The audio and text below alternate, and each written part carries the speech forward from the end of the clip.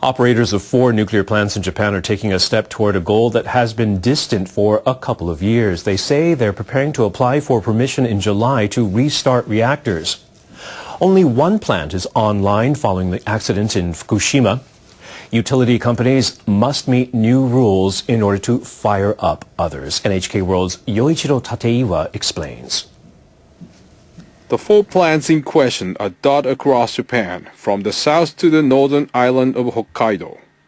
Operators must prove reactors at the facilities adhere to new safety measures that come into effect in July.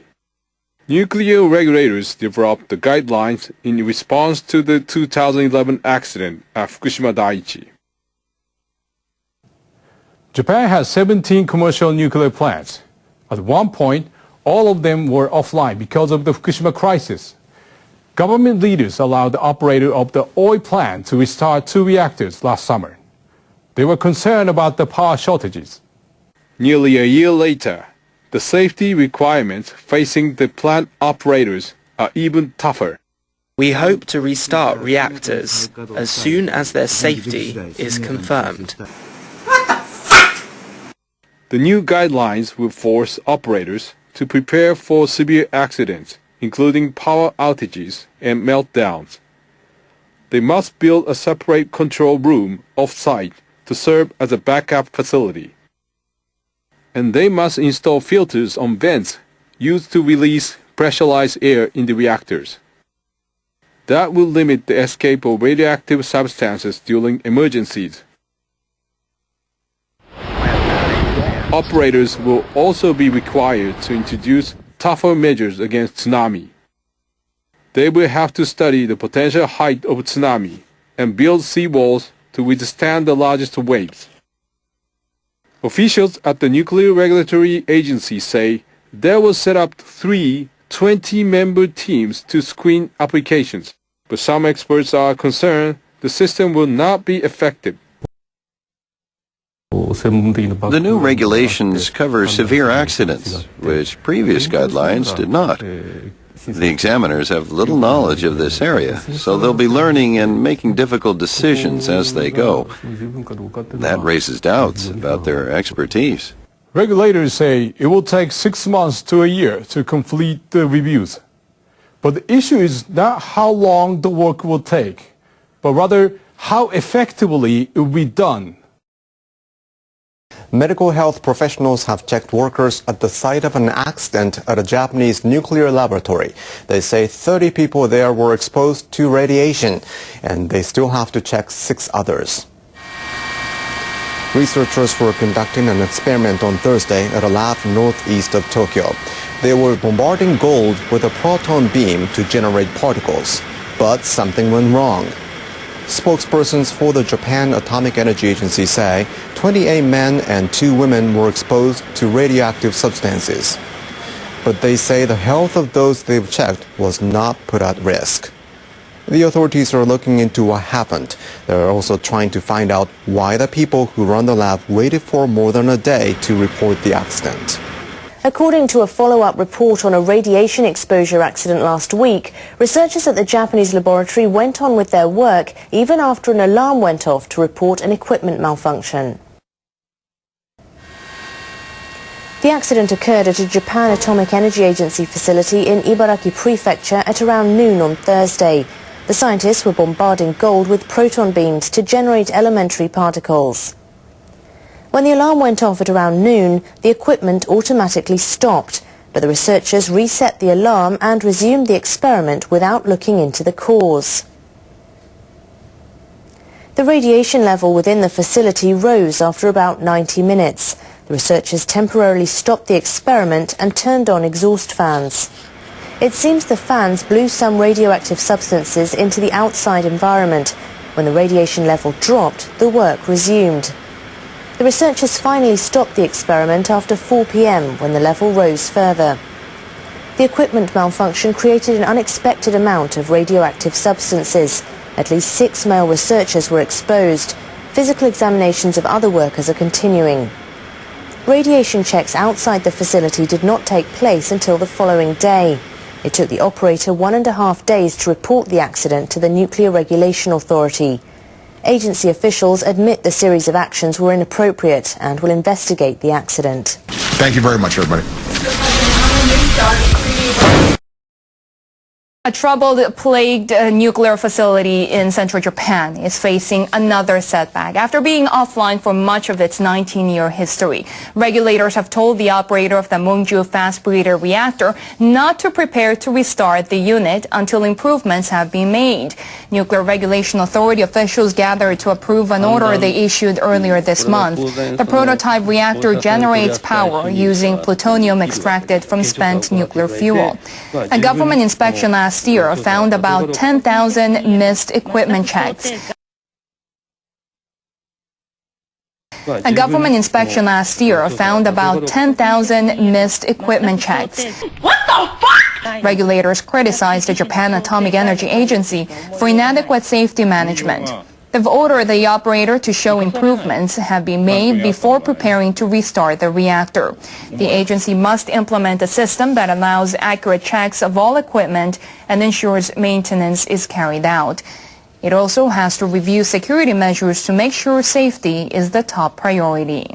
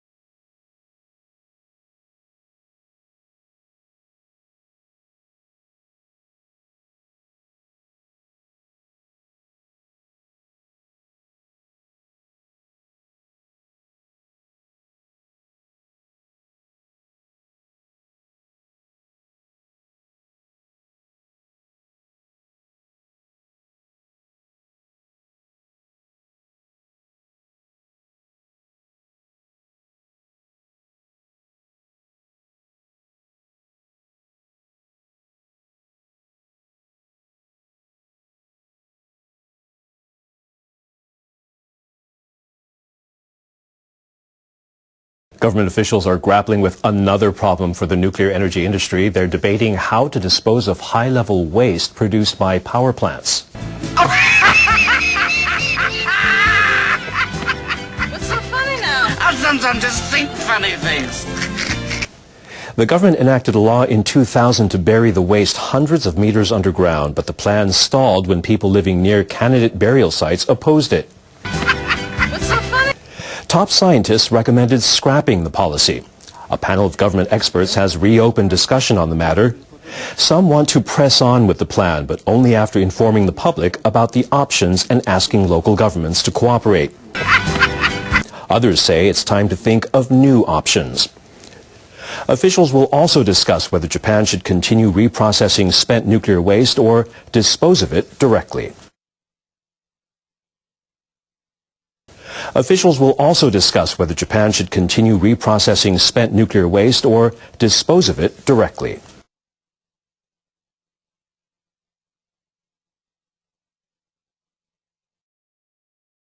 The leaders of Japan and India are strengthening ties by focusing on an energy source that has been the subject of heated debate in this country.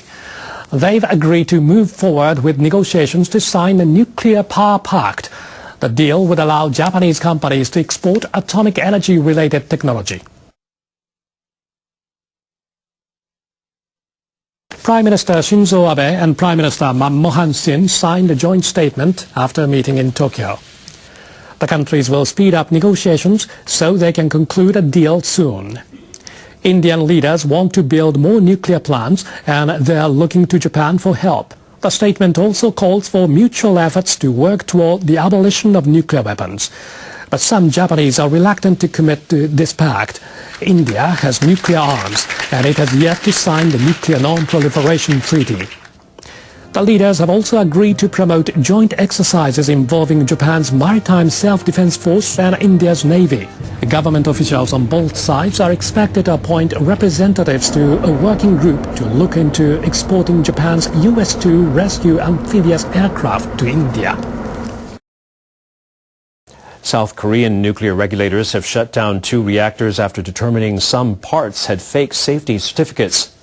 They suspended 2 other reactors last year because of the same issue. After the investigation, we confirmed that there were fake documents related to the nuclear power plant.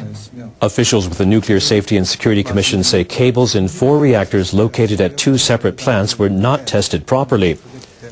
They say the safety certificates were forged. The commission ordered the shutdown of 2 of the reactors. The 2 other units weren't in operation. The commission is calling for all cables to be replaced. South Koreans were outraged last year by revelations that parts with fake documents were being used in reactors. They called for regulators to do a better job at managing risks. The latest shutdown order means 10 out of 23 reactors are offline, raising fears of power shortages during the peak summer months. The managers of a government-affiliated nuclear agency are facing tough questions after they waited a day and a half to report an incident at one of their facilities. At least 30 of their researchers were exposed to radiation, and some of that radiation leaked out of the compound. This kind of case is a concern in any country, but in Japan, following the 2011 accident in Fukushima, sensitivity about radiation exposure is much higher. NHK World's Kaho Izumitani reports.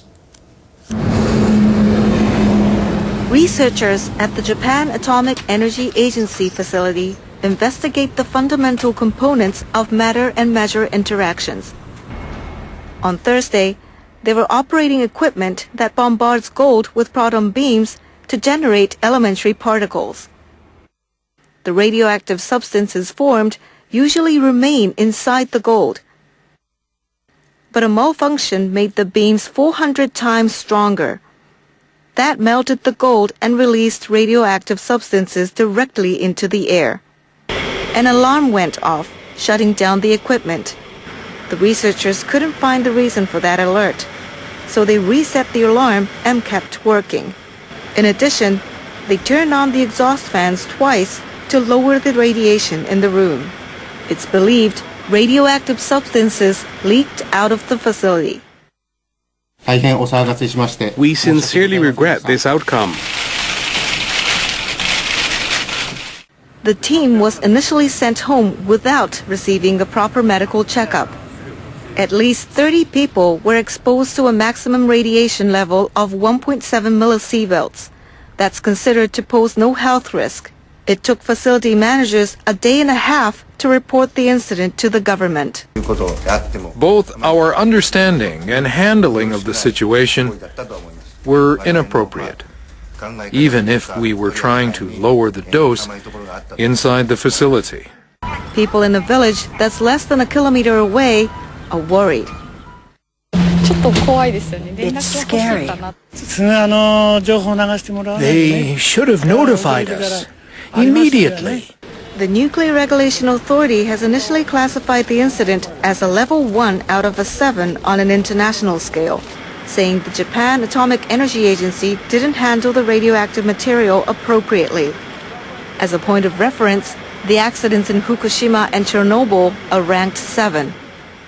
Experts say the agency needs to improve safety measures.